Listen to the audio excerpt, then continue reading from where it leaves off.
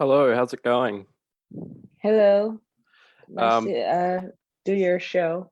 yeah, thanks heaps. You must be really busy at the moment with the release of the new album and also the new Irreversible Entanglements single and upcoming album, so it's much appreciated. Yeah, thank you. The first question I wanted to ask was surrounding the release of your new album, Black Encyclopedia of the Air, and it's really clear how much passion and commitment into both the crafts of poetry and composition have gone into it, and well, really all of your work. I've read that with this album, you purposely went down a more accessible route. What made you want to go in this direction? Um, well, I was making this album called Jazz Codes around the same time that I made this record. So it really was about just having this kind of record where everyone could listen to it. It doesn't have to be like, oh, this is a noise record, warn people, or this is, all this kind of thing. So it's nice to just have someone who's a fan of my work have like a easier entry point, when Yeah, they for want to sure. talk about it to someone, or however people want to present it. It's nice to have a different entry point. Yeah, absolutely. And you also collaborate with producer Olof Molander, who you have collaborated with on a number of different records. How did you guys meet, and what are the main things you enjoy about working with Olof? Well, we met and did a song a long time ago, but nothing had happened. We didn't move on from that. And after I was home for a bit from touring, I had written a poetry book. And I wanted to just, how sometimes you get a book of poetry and it has a little CD in it or something. Yeah, yeah, So I just wanted to like, with this poetry book, have a little CD with some jazz loops on it. And I was just going to read some of the poems from the book. But he sent me over a bunch of different beats, and I really liked what I was doing on top of them. So I just thought that, hey, this would be an album. So that's how we started working together. Really, was on this one album called Jazz Codes, which will be out next year, but it wasn't ready yet because it was a lot of work to get it done. So yeah, this is all the stuff that we made. We made a lot of different work in between finishing this one album, which was actually really amazing to be able to, we released Anthologia. We did a couple singles here and there. So it was really nice to get so much work done while working on this main idea. yeah. And you have released so much work in the past year. It's been really cool to follow and unpack all the influences that have gone into it, from free jazz to punk to blues, gospel, noise, field recordings, deconstructed club, R&B. There's just so many to list and so much variety across both your discography, but even this new album alone. I've also read that it is the first in a triptych of albums, and you've specifically mentioned Jazz Codes as a follow up Yeah. next year. What sort of direction will that project go in? Um, the jazz codes is even more accessible, even more of a easier entry point. Like this album is a little weird, like you can tell people are like those couple of weird songs. Yeah, So the next one doesn't have too many of those weird moments. It has a lot of fun moments and great moments, but not so much weird. But we'll see, what people say. But to me, it doesn't. It's really easy, candy to the ear, in my opinion. And the record after that is totally different. And it's going to be, a return back into the noise and the art of, improv. And I mean, it's just going to be great. I'm really excited for these three records.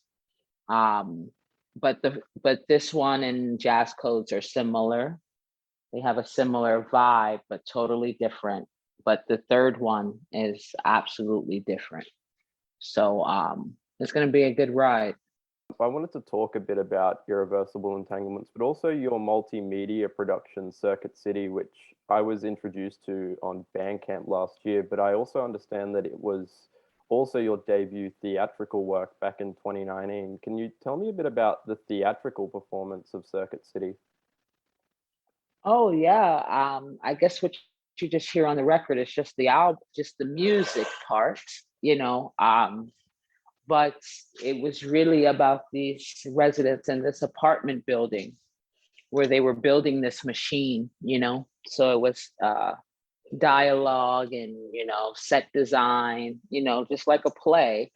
But then it had these four major songs or kind of musical situations. But the whole oh, sorry, I gotta run downstairs. But the That's whole thing was music all the time. Yeah, and I guess the jazz of that record and also Irreversible Entanglements really seems like a fitting background for many of the themes of ongoing historical oppression that you often reference. Are the poems and compositions developed in tandem, or what's the process? Yeah, sorry about that. Oh, that's all right. I guess my next question is a follow-up also surrounding Irreversible Entanglements and that work. Okay. Jazz seems like a fitting background for many of those themes of ongoing historical oppression that you often reference in your music. Are the poems and compositions developed in tandem, or what's the process like there? For Irreversible, we have some ideas. Um, because like I said, I wrote this book of poetry, just like I did with the other two books of poetry I have. So I have these ideas and themes of things that I like to talk about. And then, the guys have their ideas, and usually it's free. Like we'll have a little small conversation and then it's free. But with this album, we each individually had an idea for the track, So it's more of a, we let each person kind of produce it loosely because it's still improv, But Yeah, we have notes and tidbits, you know, yeah, to think about. yeah, for sure. And I understand you guys first played at a Musicians Against Police Brutality event organized in response to the slaying of Akai Gurley by the New York Police Department.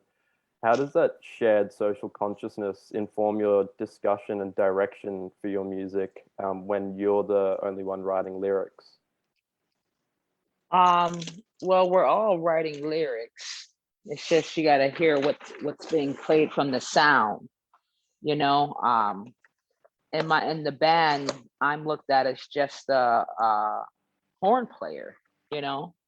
Um, we're all just, all speaking the historical, references and our interests. So all these things kind of, come together.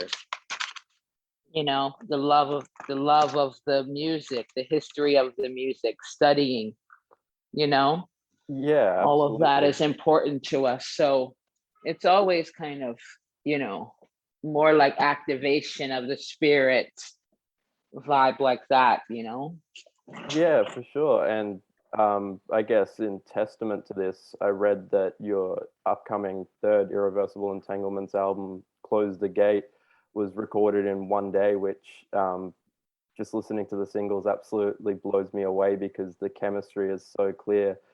What led you guys to take this approach where it's very improv heavy and you kind of look to throw everything at the one day? Well, we've all our albums were recorded in one day.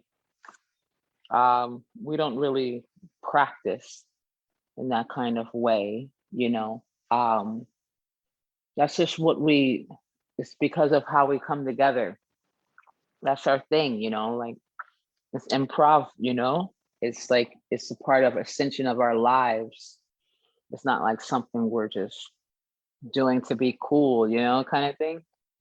Yeah, for Um, sure. yeah, so it's very what other it's kind of like I say that, but like what other ways to do it? What Yeah, yeah. what's the normal way? Because that's been our normal. And for our next record, well, we actually did it kind of like an electric recording, but our next record, we're going to take the time to spend like a week on a record, but we know we're going to produce so much music.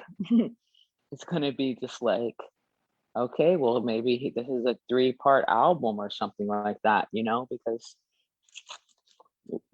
we love creating. So, yeah, so we're going to try that aspect, I guess, which is the traditional sense of spending a week on, or I don't know, people spend years on albums, you know? Yeah. Yeah, it I seems like definitely don't want to do that. I also wanted to ask about how your writing process differs when you're writing for more long form compositions like on Circuit City and with Irreversible Entanglements as compared to when you're writing shorter stuff from this new album, Black Encyclopedia of the Air, or for example, your collab album with rapper Billy Woods last year, Bra. Um, well, poetry is pretty much the same, you know. I guess for Irreversible, poetically, I'm trying to be a bit more simple. But we tend to perform all over the world. Yeah, So I want people to be able to digest what I'm saying more and can yeah, sit with phrases more. So that's where I'm leaning to more on Irreversible. Um, with my own poetry, like, of course, since I'm the poet and I'm the solo artist, I get the first dibs on my own poetry, you know what I mean? yeah, So yeah, so I have that, and then it's like what's left over, um I'll use for Irreversible or some other project, but I'll also kind of, like I said, I curve it a bit to um Irreversible because we're so international. We perform a lot out of America. But for Brass, I mean, that's kind of like raps, you know. So that's a bit different because sometimes I can freestyle, but when you're rapping with, people like Billy Woods, you really, you want to say the things you want to, that you want to say. So you have to write it down, because it's so much, it's so important. That Brass album to me is really important.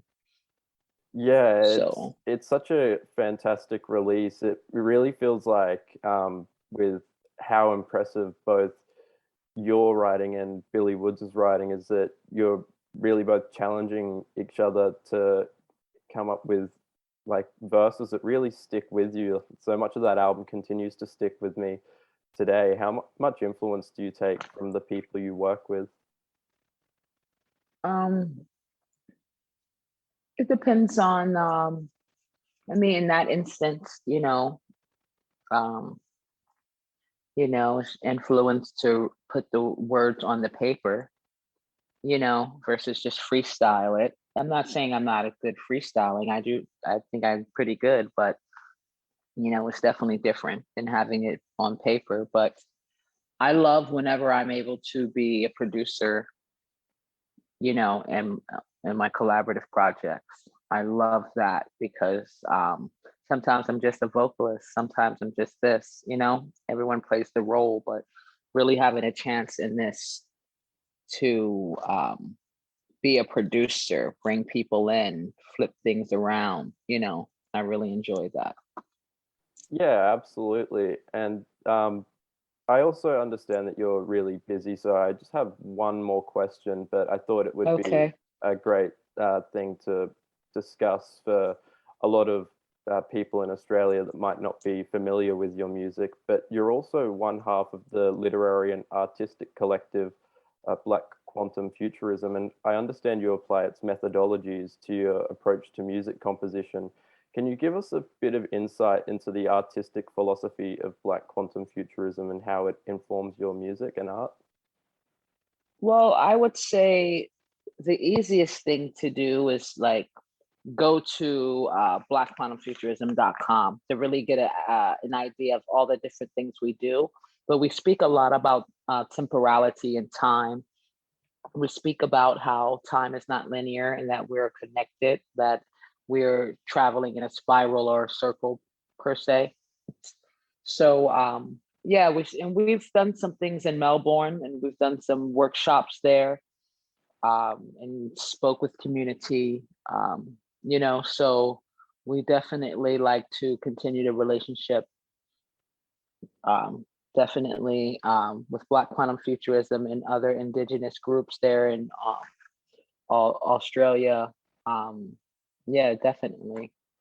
Um, yeah, so definitely check out Black Quantum Futurism, definitely on Bandcamp also, because we also create, sounds and installations and films.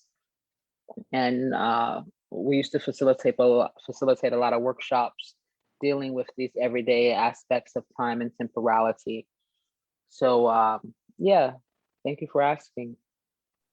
Yeah, and thank you for heaps for taking the time to chat to me. I was really excited about this interview because um, I've followed your work quite closely, and everything that you've put out has been incredibly interesting and left a lasting impact on me personally. So I'm really grateful to be able to share it with some Australian audiences that might not have been introduced to your music yet. And hopefully, we get the chance to see you back here once the world settles down a bit in coming years. Definitely, definitely. I was able to be there in 2019 with the Art Ensemble of Chicago, and it was some great shows and everything. So yeah, definitely. Thank you so much, Jack.